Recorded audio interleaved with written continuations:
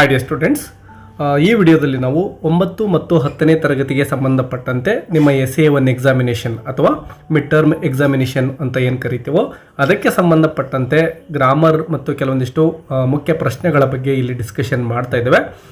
ಸುಮಾರು ಅಂಕಗಳನ್ನು ನೀವು ಇಲ್ಲಿ ಗಳಿಸಲಿಕ್ಕೆ ಸಾಧ್ಯ ಆಗುತ್ತೆ. ಸೊ ಇಲ್ಲಿ ಹೇಳ್ಕೊಡ್ತಕ್ಕಂತಹ ಎಲ್ಲ ರೂಲ್ಸ್ಗಳನ್ನು ತುಂಬ ಚೆನ್ನಾಗಿ ಪ್ರಾಕ್ಟೀಸ್ ಮಾಡ್ಕೊಳ್ಳಿ.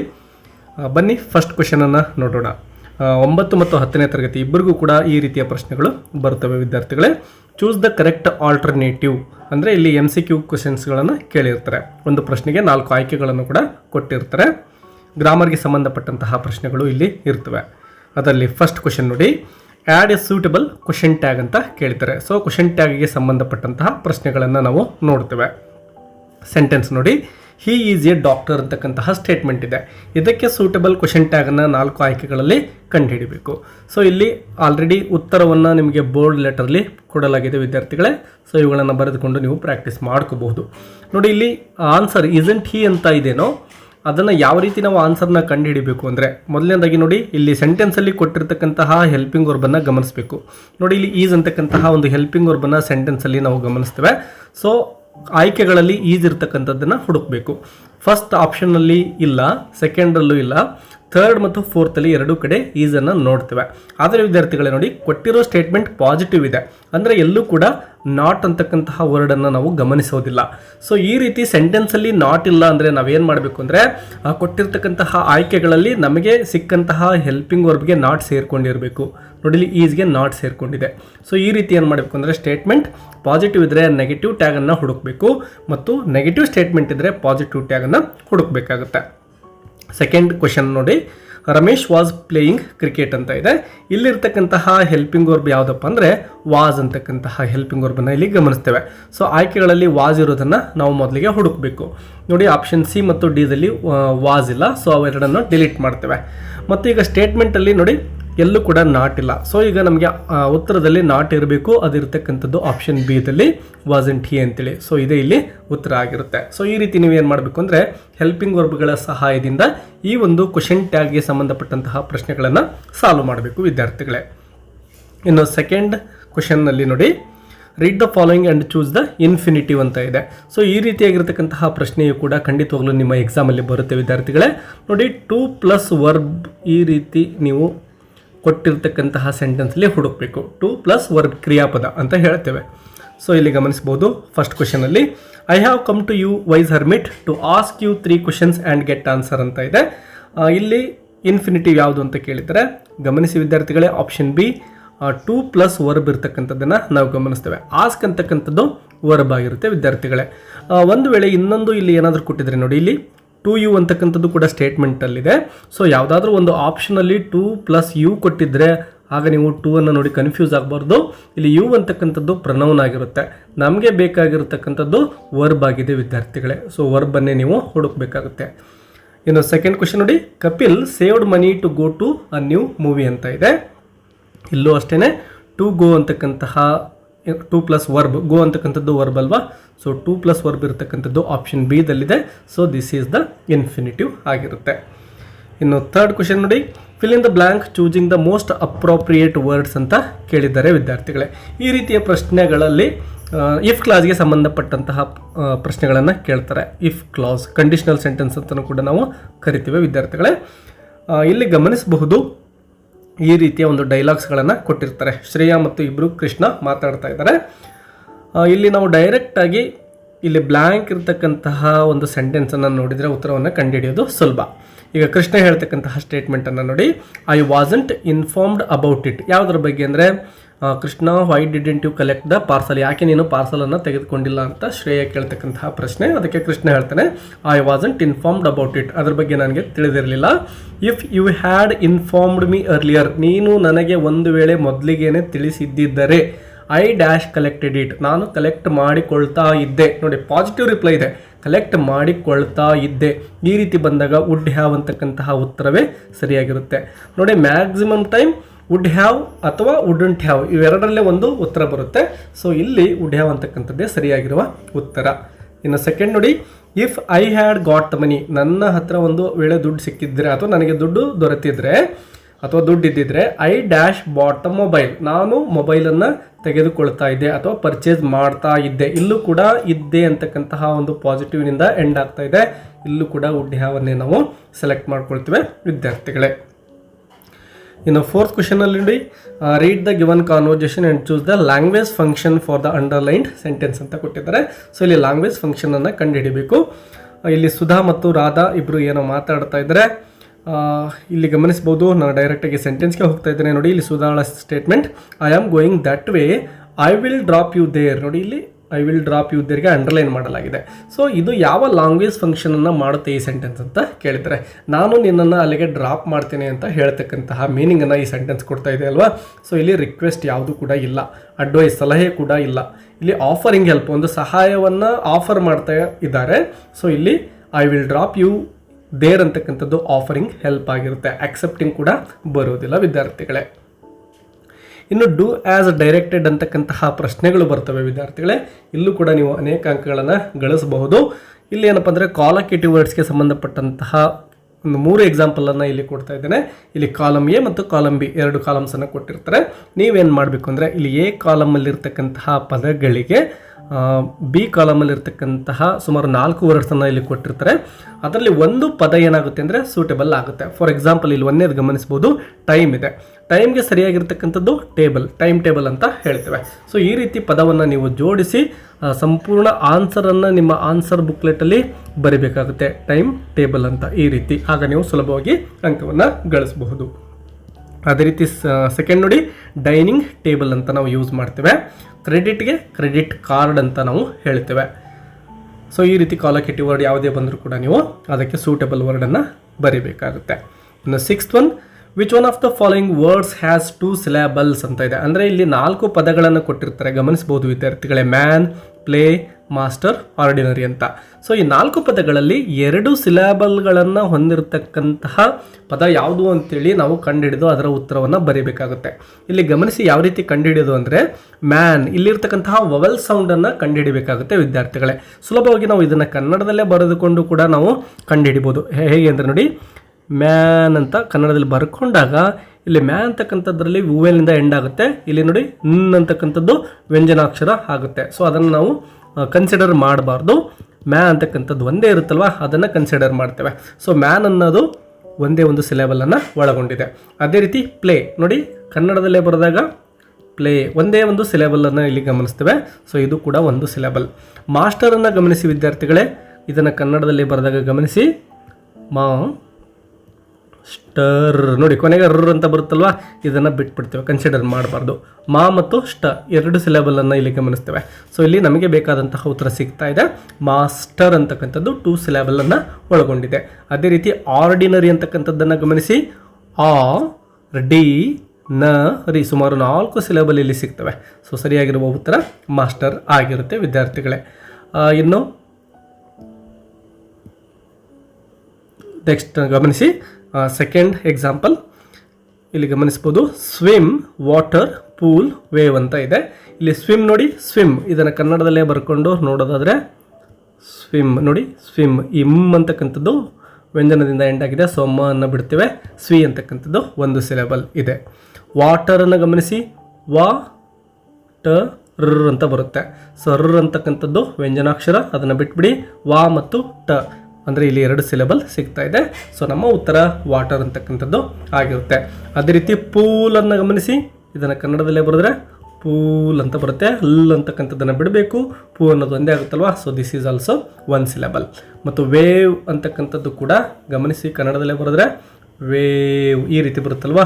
ಹೂ ಅಂತಕ್ಕಂಥದ್ದು ವ್ಯಂಜನ. ಸೊ ವೇ ಅನ್ನೋದು 1 ಸಿಲೆಬಲ್. ಸೊ ನಮ್ಮ ಉತ್ತರ ವಾಟರ್ ಅಂತಕ್ಕಂಥದ್ದು. ಸೊ ಈ ರೀತಿ ನೀವೇನು ಮಾಡಬೇಕು, ಸಿಲೆಬಲ್ಗೆ ಸಂಬಂಧಪಟ್ಟಂತಹ ಪ್ರಶ್ನೆಗಳು ಬಂದಾಗ ನೀವು ಇಂಗ್ಲೀಷಲ್ಲಿ ಅರ್ಥ ಆಗಲಿಲ್ಲ ಅಂದರೆ ಕನ್ನಡದಲ್ಲಿ ಅದನ್ನು ಬರೆದುಕೊಂಡು ಯು ಕ್ಯಾನ್ ಟ್ರೈ. ಇನ್ನು ಇದರಲ್ಲೇ 1 ಸಿಲೆಬಲ್ಗೆ ಸಂಬಂಧಪಟ್ಟಂತಹ ವರ್ಡನ್ನು ಕಂಡುಹಿಡಿಯಿರಿ ಅಂತ ಸೆಕೆಂಡ್ ಕ್ವೆಶನನ್ನು ನೋಡ್ತೇವೆ. ಮ್ಯಾಕ್ಸಿಮಮ್ ಟೈಮ್ 1 ಸಿಲೆಬಲ್ ಅಥವಾ 2 ಸಿಲೆಬಲ್ಗೆ ಸಂಬಂಧಪಟ್ಟಂತಹ ವರ್ಡನ್ನೇ ಕಂಡುಹಿಡಿಯಿರಿ ಅಂತ ಕೊಡ್ತಾರೆ. So first one, table, chair, sofa, window. So 4 ಪದಗಳಲ್ಲಿ ಟೇಬಲ್ ಇದು 2 ಸಿಲೆಬಲ್ ಇದೆ. ಚೇರ್ ನೋಡಿ, ಛೇ ಅನ್ನೋದು ಒಂದೇ ಒಂದು ಸಿಲೆಬಲ್ ಇಲ್ಲಿ ಸಿಗುತ್ತೆ. ಅದೇ ರೀತಿ ಸೋಫಾ 2 ಸಿಲೆಬಲ್ ಸಿಗುತ್ತವೆ. ವಿಂಡೋ 2 ಸಿಲೆಬಲ್ ಇಲ್ಲೂ ಕೂಡ.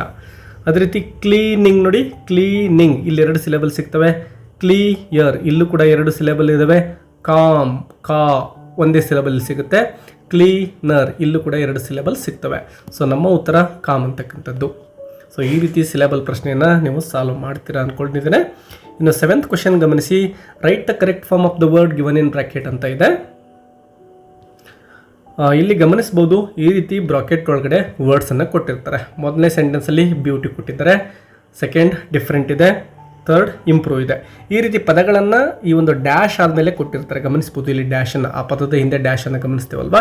ಸೊ ಇಲ್ಲಿ ಏನು ಮಾಡಬೇಕಾಗುತ್ತೆ ಅಂದರೆ ಆ ಪದಕ್ಕೆ ನಾವು ಏನನ್ನೋ ಸೇರಿಸಿಕೊಂಡು ಅಂದರೆ ಸಫಿಕ್ಸನ್ನು ಸೇರಿಸಬೇಕಾಗುತ್ತೆ ವಿದ್ಯಾರ್ಥಿಗಳೇ.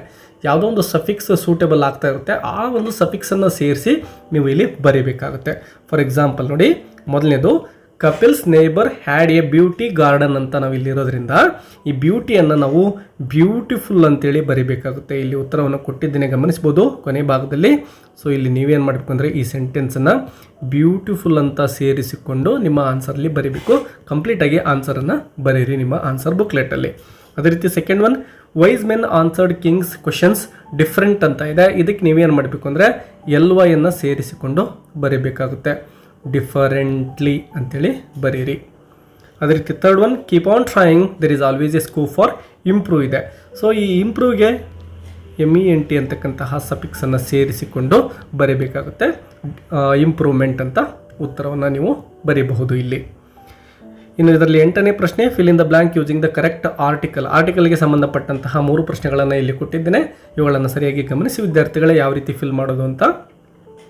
ಆರ್ಟಿಕಲನ್ನು ಫಿಲ್ ಮಾಡಬೇಕು ಅಂದರೆ ಆ ಒಂದು ಬ್ಲ್ಯಾಂಕ್ ಇರುತ್ತಲ್ವ, ಬ್ಲ್ಯಾಂಕ್ ಆದಮೇಲೆ ಇರತಕ್ಕಂತಹ ವರ್ಡನ್ನು ನಾವು ಸರಿಯಾಗಿ ಗಮನಿಸಬೇಕಾಗುತ್ತೆ.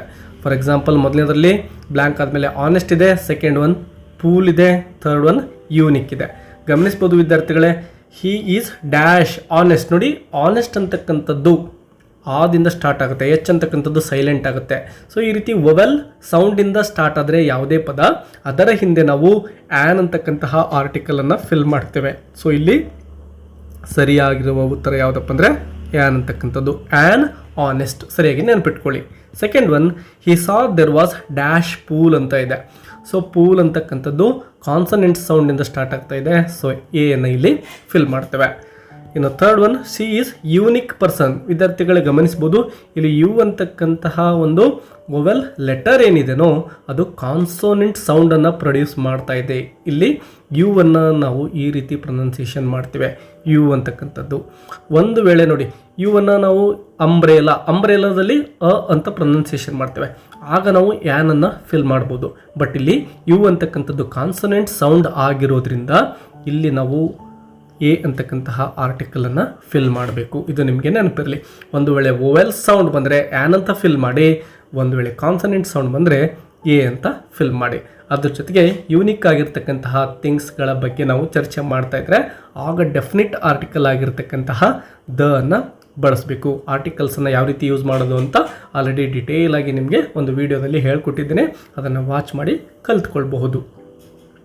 ಇನ್ನು 9th ಕ್ವೆಶ್ಚನ್ ನೋಡಿ, identify the part of speech of the underlined word. ಈ ರೀತಿಯ ಒಂದು ಪ್ರಶ್ನೆ ಕೂಡ ನಿಮಗೆ ಬರುತ್ತೆ.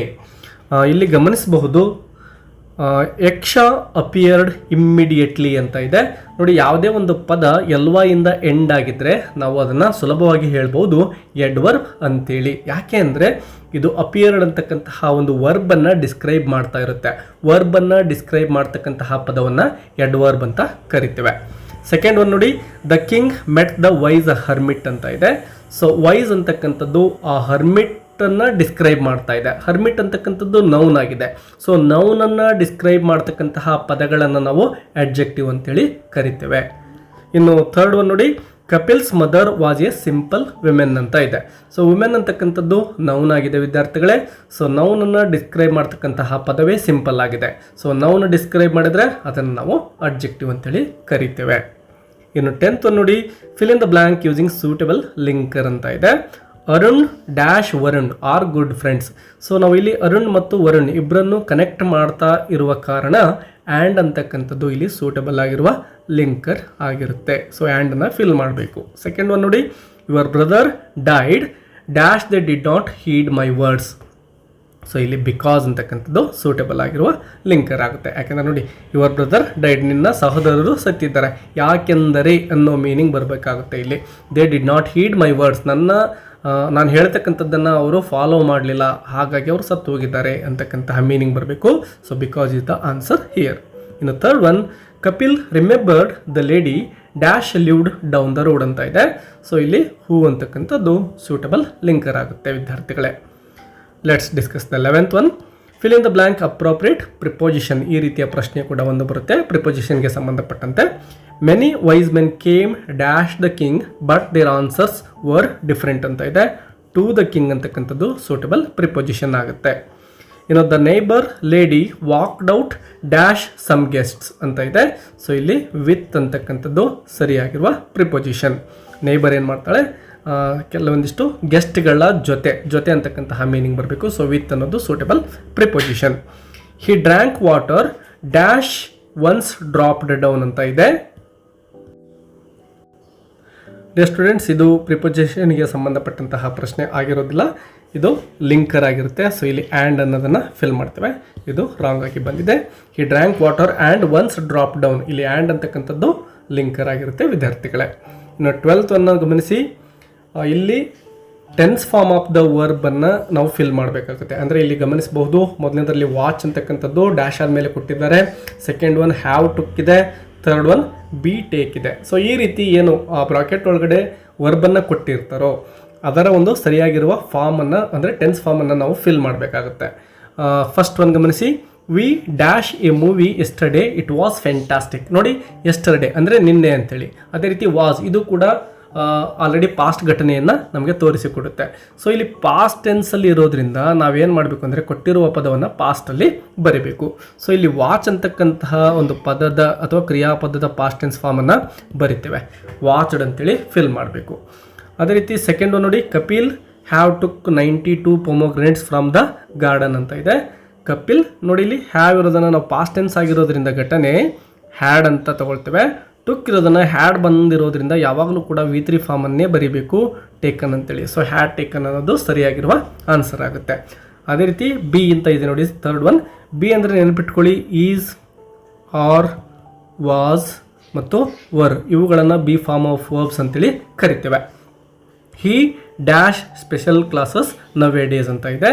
ಸೊ ನಾವೇನು ಮಾಡ್ಬೋದು, ಬಿ ಇರೋದನ್ನು ಇಲ್ಲಿ ಪಾಸ್ಟ್ ಟೆನ್ಸ್ ಅನ್ನಲಿಕ್ಕೆ ಯಾವುದೇ ಒಂದು ಕ್ಲೂ ಕೂಡ ಈ ಸೆಂಟೆನ್ಸಲ್ಲಿ ಇಲ್ಲ. ಸೊ ಈಸ್ ಅಂತೇಳಿ ತೆಗೆದುಕೊಳ್ತೇವೆ. ಹಿ ಸಿಂಗ್ಯುಲರ್ ಆಗಿರೋದ್ರಿಂದ ಹಿ ಅಂತ ಈಸ್ ಆಗುತ್ತೆ.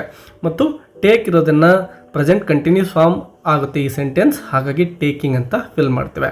ಹಿ is taking special classes nowadays ಅಂತ ಆನ್ಸರ್ ಸಿಗುತ್ತೆ. 13th one. Use the word play as noun in a sentence. ಇಲ್ಲಿ ಗಮನಿಸ್ಬೋದು, ಪ್ಲೇ ಅಂತಕ್ಕಂಥದ್ದನ್ನು ನೌನ್ ಆಗಿ ಯೂಸ್ ಮಾಡಬೇಕಾಗುತ್ತೆ. Playing cricket is good for health. ಇಲ್ಲಿ ಗಮನಿಸಿ, ಪ್ಲೇ ಅಂತಕ್ಕಂಥದ್ದಕ್ಕೆ ನಾವು ಸ್ಟಾರ್ಟಿಂಗಲ್ಲೇ ಈ ಪದವನ್ನು ತೆಗೆದುಕೊಂಡು ING ಫಾರ್ಮನ್ನು ಬಳಸ್ತಾ ಇದ್ದೇವೆ. ಸೊ ಈ ರೀತಿ ನೀವು ಏನು ಮಾಡ್ಬೋದು ಅಂದರೆ ಸಿಂಪಲ್ ಆಗಿ ಕೆಲವೊಂದು ಸಂದರ್ಭದಲ್ಲಿ ಇದು 100% ವರ್ಕ್ ಆಗೋದಿಲ್ಲ, ಬಟ್ ಮ್ಯಾಕ್ಸಿಮಮ್ ವರ್ಕ್ ಆಗುತ್ತೆ. ಕೊಟ್ಟಿರೋ ಪದವನ್ನು ING ಸೇರಿಸ್ಕೊಂಡು, ಅಂದರೆ ಜೆರಂಡ್ ಫಾರ್ಮ್ ಅಂತ ನಾವು ಇದನ್ನು ಕರಿತೇವೆ, ಜೆರಂಡ್ ಫಾರ್ಮಲ್ಲಿ ಬರಿಬೋದು. Playing cricket is good for health ಅಂತ ಸೆಂಟೆನ್ಸನ್ನು ಬರಿತೇವೆ. ಸೆಕೆಂಡ್ ಒನ್, ಇದೇ ಪದವನ್ನು ವರ್ಬ್ ಆಗಿ ಯೂಸ್ ಮಾಡಿ ಅಂತ ಕೊಟ್ಟರೆ ನಾವೇನು ಮಾಡ್ಬೋದು ಅಂದರೆ ನೋಡಿಲಿ, ಐ ಅಂತಕ್ಕಂತಹ ನೀವು ಸಬ್ಜೆಕ್ಟನ್ನು ತೆಗೆದುಕೊಂಡು ಕ್ರಿಯಾಪದವನ್ನು ಫಸ್ಟ್ ಫಾರ್ಮಲ್ಲಿ ಬರೀರಿ. I play cricket every day. ನೋಡಿ, ಪ್ಲೇ ಅಂತಕ್ಕಂಥದ್ದು ಇಲ್ಲಿ ಕ್ರಿಯಾಪದವಾಗಿ ಬರ್ತಾ ಇದೆ. ಸಬ್ಜೆಕ್ಟ್ ಆದಮೇಲೆ ವರ್ಬನ್ನು ಸೇರಿಸ್ತಾ ಇದ್ದೇವೆ. ಐ ಪ್ಲೇ ಕ್ರಿಕೆಟ್ ಇಷ್ಟು ಬರೆದ್ರೂ ಕೂಡ ನಿಮಗೆ ಸರಿಯಾಗುತ್ತೆ ಉತ್ತರ. ಇನ್ನು ನೆಕ್ಸ್ಟ್ ನೋಡಿ, ವಾಕ್ ಅಂತಕ್ಕಂಥದ್ದನ್ನು ನೌನ್ ಆಗಿ ಯೂಸ್ ಮಾಡಿ ಅಂದಿದ್ದಾರೆ. ಇದು ಕೂಡ ತುಂಬಾ ಸುಲಭ. ಇಲ್ಲಿ ಜೆರಂಡ್ ಫಾರ್ಮಲ್ಲೇ ಯೂಸ್ ಮಾಡ್ತಾ ಇದ್ದೇವೆ. Walk plus ING, walking is good for health. ಇಲ್ಲಿ ಫಸ್ಟ್ ಸೆಂಟೆನ್ಸನ್ನು ತೆಗೆದುಕೊಂಡಿದ್ದೀವಲ್ವಾ, ಸೇಮ್ ಫಾರ್ಮಲ್ಲೇ ಇಲ್ಲೂ ಕೂಡ ಯೂಸ್ ಮಾಡ್ತಾ ಇದ್ದೇವೆ. Walking is good for health. ಅದೇ ರೀತಿ ಇದನ್ನು ವರ್ಬ್ ಆಗಿ ಯೂಸ್ ಮಾಡಿ ಅಂದರೆ ನೋಡಿ, I play cricket every day ಇತ್ತಲ್ವಾ, ಅದೇ ರೀತಿಯೇ ಇಲ್ಲಿ I walk every day. I ಅನ್ನೋದು ಸಬ್ಜೆಕ್ಟ್ ಆಗಿ ತೆಗೆದುಕೊಂಡಿದ್ದೇವೆ, ಪ್ಲಸ್ ವರ್ಬನ್ನು ಸೇರಿಸ್ತಾ ಇದ್ದೇವೆ, ವಾಕ್ ಅಂತಕ್ಕಂಥದ್ದನ್ನು ಕೊಟ್ಟಿರೋ ಪದವನ್ನೇ. ಈ ರೀತಿ ನೀವು ಸುಲಭವಾಗಿ ಏನು ಮಾಡ್ಬೋದು ಅಂದರೆ ಯಾವುದೇ ಒಂದು ವರ್ಡನ್ನು ನೌನ್ ಅಥವಾ ವರ್ಬ್ ಆಗಿ ಬಳಸ್ಬೋದು. ಇದನ್ನು ಒಂದು ಅಂಕಕ್ಕೆ ನಿಮಗೆ ವಿದ್ಯಾರ್ಥಿಗಳೇ ಕೇಳ್ತಾರೆ. 14th ಕ್ವೆಶ್ಚನ್ ನೋಡಿ, change the following sentence into comparative degree ಅಂತ ಇದೆ. ಇಲ್ಲಿ ಕೊಟ್ಟಿರೋ ಸೆಂಟೆನ್ಸನ್ನು ಕಂಪ್ಯಾರಿಟಿವ್ ಡಿಗ್ರಿಗೆ ಚೇಂಜ್ ಮಾಡಿ ಬರೀಬೇಕು. 1 ಅಂಕಕ್ಕೆ ಈ ರೀತಿಯ ಒಂದು ಪ್ರಶ್ನೆ ಬರುತ್ತೆ. ಕಂಪ್ಯಾರಿಟಿವ್ ಡಿಗ್ರಿಗೆ ಚೇಂಜ್ ಮಾಡಿ ಅಂತನಾದರೂ ಬರ್ಬೋದು, ಅಥವಾ ಸೂಪರ್ಲೇಟಿವ್ ಡಿಗ್ರಿಗೆ ಚೇಂಜ್ ಮಾಡಿ ಅಂತನಾದರೂ ಕೊಡ್ಬೋದು. ಇಲ್ಲಿ ನಿಮಗೆ ಕೊಟ್ಟಿರೋದು ಕಂಪ್ಯಾರಿಟಿವ್ ಡಿಗ್ರಿಗೆ ಚೇಂಜ್ ಮಾಡಲಿಕ್ಕೆ. ಇಲ್ಲಿ ಗಮನಿಸಿ, first one, milk is the best nutritious food ಅಂತ ಇದೆ. ಸೊ ಇದಕ್ಕೆ ಉತ್ತರವನ್ನು ಹೇಗೆ ಬರೆಯೋದು? ಮೊದಲನೇದಾಗಿ ಮಿಲ್ಕ್ ಈಸ್ ಏನಿದೆನೋ ಅದನ್ನು ಆ್ಯಸ್ ಇಟ್ ಈಸ್ ಬರೆದುಕೊಳ್ಬೇಕು ವಿದ್ಯಾರ್ಥಿಗಳೇ. ಸೊ ಮಿಲ್ಕ್ ಈಸನ್ನು ಬರೆದುಕೊಳ್ತೇವೆ. ಈಗ ನೋಡಿ, ದ ಬೆಸ್ಟ್ ನ್ಯೂಟ್ರಿಷಿಯಸ್ ಇರೋದನ್ನು ಅಂದರೆ ಸೂಪರ್ಲೇಟಿವ್ ಫಾರ್ಮ್ ಆಫ್ ಅಡ್ಜೆಕ್ಟಿವ್ ಏನಿದೆನೋ ಇದನ್ನು ಕಂಪ್ಯಾರಿಟಿವ್ ಅಲ್ಲಿ ಬರೀಬೇಕು. ದ ಬೆಸ್ಟ್ ಇರೋದನ್ನು ಈಗ ಏನು ಮಾಡಬೇಕು ಅಂದರೆ ಬೆಟರ್ ದೆನ್ ಬರೀಬೇಕಾಗುತ್ತೆ. Milk is better than, better than ಬರೆಯೋದಕ್ಕಿಂತ ನೋಡಿ ಬೆಟರ್ ನ್ಯೂಟ್ರಿಷಿಯಸ್ ಅಂತ ಬರೆಯೋಣ. Nutritious than any other food ಅಂತೇಳಿ ಬರೀಬೇಕಾಗುತ್ತೆ. ಸೊ ಈ ರೀತಿ. ಸೆಕೆಂಡ್ ಒನ್ ನೋಡಿ, Ramesh is the tallest boy in the class ಅಂತ ಇದೆ. ಇಲ್ಲಿ ಗಮನಿಸಿ, ರಮೇಶ್ ಈಸ್ ಅನ್ನೋದನ್ನ ಫಸ್ಟ್ ಪಾರ್ಟ್ ಬರ್ಕೋಬೇಕು. ರಮೇಶ್ ಈಸ್ ಅಂತ ಇಲ್ಲಿ ಬರೀತೇವೆ. ದ ಟಾಲೆಸ್ಟ್ ಇರೋದನ್ನು ಟಾಲರ್ ದ್ಯಾನ್ ಅಂತೇಳಿ ಸೆಕೆಂಡ್ ಪಾರ್ಟಲ್ಲಿ ಬರೀತೇವೆ. ಅದೇ ರೀತಿ ಎನಿ ಅದರನ್ನು ಯಾವಾಗಲೂ ಕೂಡ ಕಂಪ್ಯಾರಿಟಿವ್ ಫಾರ್ಮಲ್ಲಿ ಯೂಸ್ ಮಾಡ್ತೇವೆ. ಇಲ್ಲಿ ಗಮನಿಸ್ಬೋದು, ಎನಿ ಅದರನ್ನು ನಾವು ಫಸ್ಟ್ ಸೆಂಟೆನ್ಸಲ್ಲೂ ಕೂಡ ಬಳಸಿದ್ವಿ. ಎನಿ ಅದರ್ ಆಯಿತು.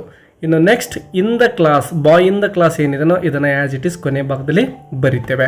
ಸೊ ಈ ರೀತಿ ನೀವು ನೋಡಿ 3 ಭಾಗವನ್ನು, ರಮೇಶ್ ಈಸ್ ಅನ್ನೋದು ಫಸ್ಟ್ ಪಾರ್ಟ್, ದ ಟಾಲೆಸ್ಟ್ ಅನ್ನೋದು 2ನೇ ಭಾಗ, ಬಾಯ್ ಇನ್ ದ ಕ್ಲಾಸ್ ಅನ್ನೋದು 3rd ಪಾರ್ಟ್. ಈ ರೀತಿ ಡಿವೈಡ್ ಮಾಡಿಕೊಂಡು ಫಸ್ಟ್ ಪಾರ್ಟನ್ನು ಆ್ಯಸ್ ಇಟ್ ಈಸ್ ಬರೀತೀರಾ, ರಮೇಶ್ ಈಸ್ ಅಂತೇಳಿ.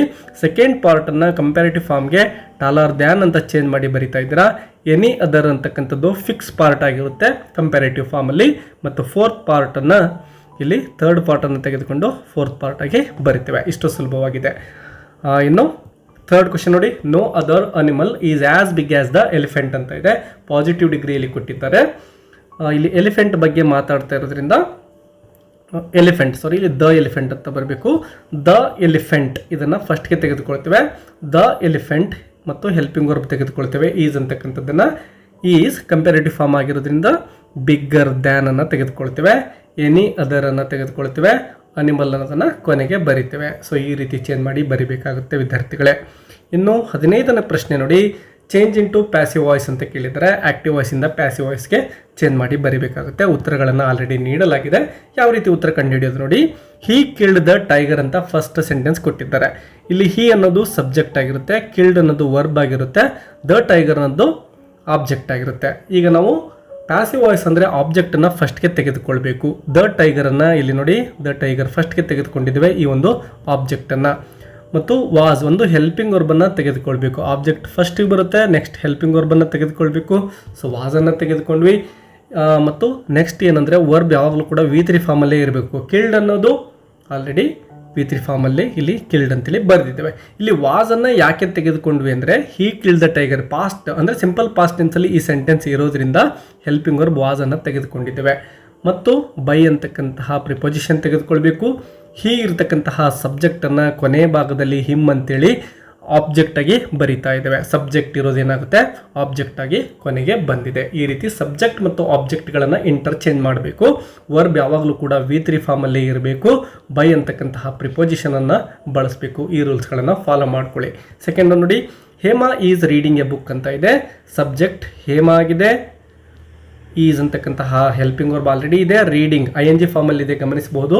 ಅಂದರೆ ಕಂಟಿನ್ಯೂಸ್ ಫಾರ್ಮಲ್ಲಿ ಇರತಕ್ಕಂತಹ ಸೆಂಟೆನ್ಸ್ ಎ ಬುಕ್ ಅನ್ನೋದು ಆಬ್ಜೆಕ್ಟ್ ಆಗುತ್ತೆ. ಈಗ ಎ ಬುಕ್ ಅಂದರೆ ಆಬ್ಜೆಕ್ಟನ್ನು ಸ್ಟಾರ್ಟಿಂಗಲ್ಲಿ ತೆಗೆದುಕೊಳ್ತಾ ಇದ್ದೇವೆ ನೋಡಿ, ಎ ಬುಕ್ ಅಂತೇಳಿ. ಮತ್ತು ಈಸ್ ಅಂತಕ್ಕಂತಹ ಹೆಲ್ಪಿಂಗ್ ವರ್ಬನ್ನು ಇಲ್ಲಿ ತೆಗೆದುಕೊಂಡಿದ್ದೇವೆ ನೋಡಿ. ವರ್ಬ್ ING ಇರೋದ್ರಿಂದ ಯಾವಾಗಲೂ ಕೂಡ ನೀವು ಪ್ಯಾಸಿವ್ ವಾಯ್ಸ್ ಮಾಡಬೇಕಾದ್ರೆ ING ಫಾರ್ಮಲ್ಲಿರೋ ವರ್ಬನ್ನು ಬೀಯಿಂಗ್ ಅಂತೇಳಿ ತೆಗೆದುಕೊಳ್ಬೇಕಾಗುತ್ತೆ. ಪ್ಯಾಸಿವ್ ವಾಯ್ಸಲ್ಲಿ ಬೀಯಿಂಗ್ ತೆಗೆದುಕೊಂಡು ರೀಡಿಂಗ್, ರೀಡ್ ಅಂತ ಏನಿತ್ತು ಅದನ್ನು V3 ಫಾರ್ಮಲ್ಲಿ ರೆಡ್ ಅಂತ ಬರಿತೇವೆ. A book is being read by ಅಂತಕ್ಕಂಥ ಪ್ರಿಪೊಸಿಷನ್ ಮತ್ತು ಹೇಮಾ ಸಬ್ಜೆಕ್ಟ್ ಏನಿತ್ತು ಅದನ್ನು ಕೊನೆಗೆ ಬರಿತಾ ಇದ್ದೇವೆ ಹೇಮಾ ಅಂತೇಳಿ. ಅದೇ ರೀತಿ 3rd ಒನ್, ಇಲ್ಲಿ ಸಿಂಪಲ್ ಪಾಸ್ಟ್ ಟೆನ್ಸಲ್ಲಿ ಇರೋ sentence Kapil subject, was playing verb, cricket object. ಈಗ ಆಬ್ಜೆಕ್ಟನ್ನು ಸ್ಟಾರ್ಟಿಂಗ್ ತೆಗೆದುಕೊಂಡಿದ್ದೇವೆ ಕ್ರಿಕೆಟ್ ಅಂತೇಳಿ. ಮತ್ತು ವಾಸ್ ಪ್ಲೇಯಿಂಗ್ ಇರೋದನ್ನು ವಾಸ್ ಬೀಯಿಂಗ್, ಇಲ್ಲೂ ಕೂಡ ನೋಡಿ ಪ್ಲೇಯಿಂಗ್ ಅನ್ನೋದು ING ಫಾರ್ಮಲ್ಲಿ ಇರೋದ್ರಿಂದ ಬೀಯಿಂಗನ್ನು ತೆಗೆದುಕೊಳ್ಬೇಕು. ವಾಸ್ ಬೀಯಿಂಗ್ ಮತ್ತು ಪ್ಲೇನ V3 ಫಾರ್ಮ್ ಪ್ಲೇಡ್ ಅಂತ ಆಗುತ್ತೆ. ಬೈ ಅನ್ನು ತೆಗೆದುಕೊಂಡಿದ್ದೇವೆ ಮತ್ತು ಸಬ್ಜೆಕ್ಟ್ ಕಪಿಲನ್ನು ಕೊನೆಗೆ ತೆಗೆದುಕೊಂಡೋಗಿ ಬರೆದಿದ್ದೇವೆ. ಇನ್ನು read the following conversation and change the underline sentence into reported speech ಅಂತ ಕೇಳಲಾಗಿದೆ. ಅಂದರೆ ರಿಪೋರ್ಟೆಡ್ ಸ್ಪೀಚ್ಗೆ ಇಲ್ಲಿ ಸೆಂಟೆನ್ಸನ್ನು ಕನ್ವರ್ಟ್ ಮಾಡಬೇಕು. ಯಾವ ರೀತಿ ಮಾಡೋದು? ತುಂಬ ಸಿಂಪಲ್ ಆಗಿದೆ ನೋಡಿ. ಇಬ್ಬರು ವ್ಯಕ್ತಿಗಳು ಏನನ್ನೋ ಮಾತಾಡ್ತಾ ಇದ್ದಾರೆ. ಇಲ್ಲಿ ಅಂಡರ್ಲೈನ್ ಮಾಡಿರೋ ಸೆಂಟೆನ್ಸನ್ನು ನಾವು ರಿಪೋರ್ಟೆಡ್ ಸ್ಪೀಚಲ್ಲಿ ಬರೀಬೇಕು. ಏನೆಲ್ಲ ಬದಲಾವಣೆ ಮಾಡೋದು ನೋಡಿ. ಪ್ರಶಾಂತ್ ಹೇಳ್ತಕ್ಕಂತಹ ಸೆಂಟೆನ್ಸ್ ಇದಾಗಿರೋದ್ರಿಂದ ಇಲ್ಲಿ ಗಮನಿಸ್ಬೋದು. ಮೊದಲಿಗೆ ಪ್ರಶಾಂತ್ ಅನ್ನೋ ಇಲ್ಲಿ ಚೇಂಜ್ ಆಗಿದೆ. ಹೆಸರು ಇಲ್ಲಿ ಪ್ರಶಾಂತ್ ಅಂತ ಬರಬೇಕು ವಿದ್ಯಾರ್ಥಿಗಳೇ. ಯಾಕೆಂದರೆ ಪ್ರಶಾಂತ್ ಹೇಳ್ತಾ ಇರೋದ್ರಿಂದ ಪ್ರಶಾಂತ್ ಟೋಲ್ಡ್ ಇಲ್ಲಿ ಧನುಷ್ ಅಂತ ಬರಬೇಕು. ಪ್ರಶಾಂತ್ ಟೋಲ್ಡ್ ಧನುಷ್ ದ್ಯಾಟ್ ನೋಡಿ, ದಟ್ ಇಂದ ಇಲ್ಲಿ ಸ್ಟಾರ್ಟ್ ಮಾಡ್ತೇವೆ. ಐ ಇರೋದನ್ನು ನೋಡಿ ಏನಂತ ಚೇಂಜ್ ಮಾಡಿದ್ದೇವೆ, ಇದನ್ನು ಮುಖ್ಯವಾಗಿ ಗಮನಿಸಬೇಕು ವಿದ್ಯಾರ್ಥಿಗಳೇ. ಐ ಇರೋದು ಹಿ ಅಂತ ಆಗಿದೆ. ಯಾಕೆಂದರೆ ಹೇಳ್ತಾ ಇರೋನು ಹುಡುಗ ಆಗಿದ್ದಾನೆ, ಪ್ರಶಾಂತ್ ಆಗಿದ್ದಾನೆ.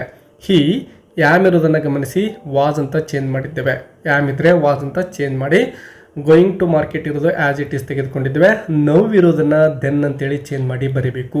ಈ ಒಂದು ಟೈಮಿಂಗ್ ವರ್ಡ್ ಯಾವ ರೀತಿ ಚೇಂಜ್ ಆಗ್ತವೆ ಮತ್ತು ಪ್ರನೌನ್ಗಳು ಯಾವ ರೀತಿ ಚೇಂಜ್ ಆಗ್ತವೆ ಆಲ್ರೆಡಿ ಡೀಟೇಲ್ ಆಗಿ ರಿಪೋರ್ಟೆಡ್ ಸ್ಪೀಚ್ ವಿಡಿಯೋದಲ್ಲಿ ಅಪ್ಲೋಡ್ ಮಾಡಿದ್ದೇನೆ. ನೀವು ಅದನ್ನು ವಾಚ್ ಮಾಡಬಹುದು ವಿದ್ಯಾರ್ಥಿಗಳೇ. ಸೆಕೆಂಡ್ ಕ್ವಶನ್ ನೋಡಿ. ಇಲ್ಲಿ ಇರ್ತಕ್ಕಂತಹದ್ದು ಸುನೀತಾ ಮೊದಲಿಗೆ ಹೇಳ್ತಾ ಇದ್ದಾಳೆ ನೋಡಿ. ಪ್ರೇಮ ಮತ್ತು ಸುನೀತಾ ಮಾತಾಡ್ತಾ ಇದ್ದಾರೆ. ಸುನೀತಾ ಹೇಳೋದನ್ನು ನಾವು ರಿಪೋರ್ಟೆಡ್ ಸ್ಪೀಚಲ್ಲಿ ಬರೀಬೇಕು. ಸುನೀತಾ ಟೋಲ್ಡ್ ಪ್ರೇಮ ದಟ್, ಈ ರೀತಿ ಸ್ಟಾರ್ಟಿಂಗಲ್ಲಿ ಬರೆದುಕೊಳ್ತೇವೆ. ಐ ಇರೋದು ಹುಡುಗಿ ಆಗಿರೋದ್ರಿಂದ ಇಲ್ಲಿ ಸುನೀತಾ ಶಿ ಅಂತ ತೆಗೆದುಕೊಂಡಿದ್ದೇವೆ. ಐ ಇರೋದು ಶಿ ಆಯಿತು. ಯಾಮ್ ಇರೋದು ಮೊದಲಿಗೆ ಯಾಕೆ ಚೇಂಜ್ ಮಾಡಿದ್ವೋ ವಾಸ್ ಅಂತೇಳಿ ಇಲ್ಲೂ ಕೂಡ ಹಾಗೆಯೇ. ಗೋಯಿಂಗ್ ಟು ಮೈ ಇರೋದನ್ನು ನೋಡಿ, ಮೈ ಇರೋದು ಏನಂತಾಗಿದೆ ಹರ್ ಅಂತ ಆಗುತ್ತೆ. ಅದೇ ರೀತಿ ಆನ್ಸ್ ಹೌಸನ್ನು ಆ್ಯಸ್ ಇಟ್ ಈಸ್ ಬರೆದಿದ್ದೇವೆ. ಈ ರೀತಿ ನೀವೇನು ಮಾಡಬೇಕು ಅಂದರೆ ರಿಪೋರ್ಟೆಡ್ ಸ್ಪೀಚನ್ನು ಚೇಂಜ್ ಮಾಡ್ತಾ ಹೋಗಬೇಕಾಗುತ್ತೆ. ಆಲ್ರೆಡಿ ಅನೇಕ ಎಕ್ಸಾಂಪಲ್ಸನ್ನು ರಿಪೋರ್ಟೆಡ್ ಸ್ಪೀಚ್ಗೆ ಸಂಬಂಧಪಟ್ಟಂತೆ ಸಪ್ರೇಟ್ ವಿಡಿಯೋದಲ್ಲಿ ಅಪ್ಲೋಡ್ ಮಾಡಿದ್ದೇನೆ. ಅದನ್ನು ನೋಡಿ ನೀವು ಕಲಿತ್ಕೊಳ್ಬಹುದು ವಿದ್ಯಾರ್ಥಿಗಳೇ. ಇನ್ನು ಗಮನಿಸ್ಬೋದು ಮುಂದಿನ ಪ್ರಶ್ನೆ. ಒಂದು ಪ್ಯಾರಾಗ್ರಾಫ್ ಕೊಟ್ಟಿರ್ತಾರೆ, ಅದನ್ನು ಎಡಿಟ್ ಮಾಡಿ ನೀವು ಮತ್ತೊಂದು ಸಾರಿ ಬುಕ್ಲೆಟಲ್ಲಿ ಬರೀಬೇಕಾಗುತ್ತೆ. ಇಲ್ಲಿ ಗಮನಿಸ್ಬೋದು ಒಂದೆರಡು ಸೆಂಟೆನ್ಸ್ ಕೊಟ್ಟಿದ್ದಾರೆ ನೋಡಿ. First one, when Nakula did not return for a long time Yudhishthira send Sahadeva to see what the matter was. ಈ ರೀತಿ ಕೊಟ್ಟಿದ್ದಾರೆ. ಇಲ್ಲಿ ಎರಡು ಮಿಸ್ಟೇಕ್ಸನ್ನು ಅವರು ಕೊಟ್ಟಿದ್ದಾರೆ. ಮೊದಲನೇದು ಕ್ಯಾಪಿಟಲ್ ಲೆಟರ್ನ ಸರಿಪಡಿಸಿ, ಸೆಕೆಂಡ್ ಒನ್ ವರ್ಬ್ ಫಾರ್ಮನ್ನು ಸರಿಪಡಿಸಿ ಅಂತ ಕೊಟ್ಟಿದ್ದಾರೆ. ಗಮನಿಸ್ಬೋದು ಇಲ್ಲಿ ನೋಡಿ, ನಕುಲಾ ಅಂತಕ್ಕಂಥದ್ದು ವ್ಯಕ್ತಿಯ ಹೆಸರಾಗಿದೆ. ಸೊ ನೌನ್ ಆಗಿರೋದ್ರಿಂದ ಈ ರೀತಿ ವ್ಯಕ್ತಿಯ ಹೆಸರುಗಳು ಬಂದಾಗ ನಾವು ಕ್ಯಾಪಿಟಲ್ ಲೆಟರಿಂದ ಸ್ಟಾರ್ಟ್ ಮಾಡಬೇಕು. ಸೊ ಎನ್ ಅನ್ನು ಕ್ಯಾಪಿಟಲ್ ಲೆಟರ್ ಬರೀಬೇಕು. ಇನ್ನು ವರ್ಬ್ ಫಾರ್ಮ್ ಇದು ಪಾಸ್ಟ್ ಟೆನ್ಸ್ ಇಲ್ಲಿದೆ ನೋಡಿ, ಡಿಡ್ ನಾಟ್ ಅಂತ ಇದೆ. ಸೊ ಪಾಸ್ಟ್ ಟೆನ್ಸ್ ಆಗಿರೋದ್ರಿಂದ ಇಲ್ಲಿ ಸೆಂಡ್ ಅಂತಕ್ಕಂಥದ್ದು ಏನಿದೆನೋ ಇದನ್ನು ಸೆಂಟ್ ಅಂತೇಳಿ ಚೇಂಜ್ ಮಾಡಬೇಕು. ಸೊ ಇವೆರಡು ಪದಗಳನ್ನು ಚೇಂಜ್ ಮಾಡಿ ಕಂಪ್ಲೀಟಾಗಿ ಇಡೀ ಪ್ಯಾರಾಗ್ರಾಫನ್ನು ಇನ್ನೊಂದು ಸರಿ ನೀವು ಬುಕ್ಲೆಟಲ್ಲಿ ಬರೀಬೇಕು ಸರಿಪಡಿಸಿ. ಇನ್ನು ಸೆಕೆಂಡ್ ಒನ್, ಇಲ್ಲಿ ಗಮನಿಸ್ಬೋದು ಒಂದು ಪ್ಯಾಸೇಜ್ ಕೊಟ್ಟಿದ್ದಾರೆ. ಪ್ಯಾರಾಗ್ರಾಫನ್ನು ವರ್ಬಲ್ ಮಿಸ್ಟೇಕ್ ಸರಿಪಡಿಸಬೇಕು, ಎಡ್ವರ್ಬಿಯಲ್ ಮಿಸ್ಟೇಕನ್ನು ಸರಿಪಡಿಸಬೇಕು. ಎಡ್ವರ್ಬಿಯಲ್ ಅಂದ ತಕ್ಷಣ ನೆನ್ಪಿಟ್ಕೊಳ್ಳಿ, ಯಾವುದೋ ಒಂದು ಪದಕ್ಕೆ ಎಲ್ ವೈಯನ್ನು ಸೇರಿಸಬೇಕು. ನೀವು ಇಲ್ಲಿ ಥರ್ಡನ್ನು ಗಮನಿಸ್ಬೋದು, ಇಲ್ಲೂ ಕೂಡ ಎಡ್ವರ್ಬಿಯಲ್ ಮಿಸ್ಟೇಕ್ ಕೇಳಿದರೆ ಎಲ್ ವೈಯನ್ನು ಸೇರಿಸಬೇಕು. ಇಲ್ಲಿ ಗಮನಿಸ್ಬೋದು ಪಾಸ್ ಅಂತಕ್ಕಂಥದ್ದನ್ನು ಪಾಸ್ಟ್ ಅಂತೇಳಿ ಚೇಂಜ್ ಮಾಡಬೇಕು. ಯಾಕೆಂದರೆ ಇಲ್ಲಿ ನೋಡಿ ಜಾಯಿಂಡ್ ಅಂತಕ್ಕಂಥದ್ದು ಮತ್ತು ಚೇಂಜ್ಡ್ ಅಂತಕ್ಕಂಥದ್ದು ಆಲ್ರೆಡಿ ಪಾಸ್ಟ್ ಟೆನ್ಸಲ್ಲಿ ಇದೆ ಅಂತಕ್ಕಂತಹ ಒಂದು ಕ್ಲೂವನ್ನು ನಮಗೆ ತೋರಿಸುತ್ತೆ. ಸೊ ಇಲ್ಲಿ ಪಾಸ್ ಇರೋದನ್ನು ಪಾಸ್ಡ್ ಅಂತೇಳಿ ಚೇಂಜ್ ಮಾಡಬೇಕು. ಅದೇ ರೀತಿ ಎಡ್ವರ್ಬಿಯಲ್ ಮಿಸ್ಟೇಕ್ ಗಮನಿಸಿ, ಸಡನ್ ಅಂತ ಇಲ್ಲಿದೆ ನೋಡಿ, ಅದನ್ನು ಸಡನ್ಲಿ ಅಂತೇಳಿ ಚೇಂಜ್ ಮಾಡಬೇಕು. ಈ ರೀತಿ ಚೇಂಜ್ ಮಾಡಿ ಇಡೀ ಪ್ಯಾರಾಗ್ರಾಫನ್ನು ಬರೀರಿ. ಥರ್ಡ್ ಒನ್, ವರ್ಬಲ್ ಮಿಸ್ಟೇಕ್ ಯಾವುದು ಹುಡುಕ್ಬೋದು. I start removing the packets which were ಅಂತ ಇದೆ ನೋಡಿ, ಹೆಲ್ಪಿಂಗ್ ವರ್ಬ್. ಇದು ಗೊತ್ತಾಗುತ್ತೆ ನಮಗೆ ಪಾಸ್ಟ್ ಟೆನ್ಸಲ್ಲಿ ಒಂದು ಸೆಂಟೆನ್ಸ್ ಇದೆ ಅಂತ. ಸೊ ಇಲ್ಲಿ ಕೊಟ್ಟಿರ್ತಕ್ಕಂತಹ ಸ್ಟಾರ್ಟ್ ಏನಿದೆನೋ ಇದನ್ನು ಸ್ಟಾರ್ಟೆಡ್ ಅಂತೇಳಿ ಸರಿಪಡಿಸಿ ಬರೀಬೇಕು. ಮತ್ತು ಎಡ್ವರ್ಬಿಯಲ್ ಮಿಸ್ಟೇಕ್ ಯಾವುದಪ್ಪ ಅಂದರೆ ಫುಲ್ ಅಂತ ಇದೆ ನೋಡಿ, ಅದನ್ನು ಫುಲ್ಲಿ ಇದಕ್ಕೆ ಎಲ್ ವೈ ಸೇರಿಸಬೇಕು. ಅದನ್ನು ಸರಿಪಡಿಸಿ ನಿಮ್ಮ ಒಂದು ಬುಕ್ಲೆಟಲ್ಲಿ ನೀವು ಬರೀಬೇಕಾಗುತ್ತೆ ವಿದ್ಯಾರ್ಥಿಗಳೇ. ಸೊ ಈ ರೀತಿ ಬರೆದ್ರೆ ನಿಮಗೆ 2 ಅಂಕಗಳು ಸಿಗ್ತವೆ. ಸೊ ಈ ವಿಡಿಯೋದಲ್ಲಿ ನಿಮಗೆ ಅನೇಕ ಪ್ರಶ್ನೆಗಳನ್ನು ಕಲೀಲಿಕ್ಕೆ ಸಹಾಯ ಆಗ್ತಕ್ಕಂತಹ ಅಂಶಗಳಿದ್ದಾವೆ. ಸೊ ಕಂಪ್ಲೀಟಾಗಿ ವಿಡಿಯೋವನ್ನು ಮತ್ತೊಂದು ಸಾರಿ ನೋಡ್ಕೊಳ್ಳಿ, ಕೊಟ್ಟಿರೋ ಎಕ್ಸಾಂಪಲ್ಸನ್ನು ಬರೆದು ಪ್ರಾಕ್ಟೀಸ್ ಮಾಡ್ಕೊಳ್ಳಿ. ಎಲ್ರಿಗೂ ಕೂಡ ಒಳ್ಳೆಯ ಅಂಕಗಳು ಸಿಗಲಿ ಅಂತ ವಿಡಿಯೋ ಮುಗಿಸೋಣ. ಮತ್ತೆ ಸಿಗೋಣ. Take care and all the best.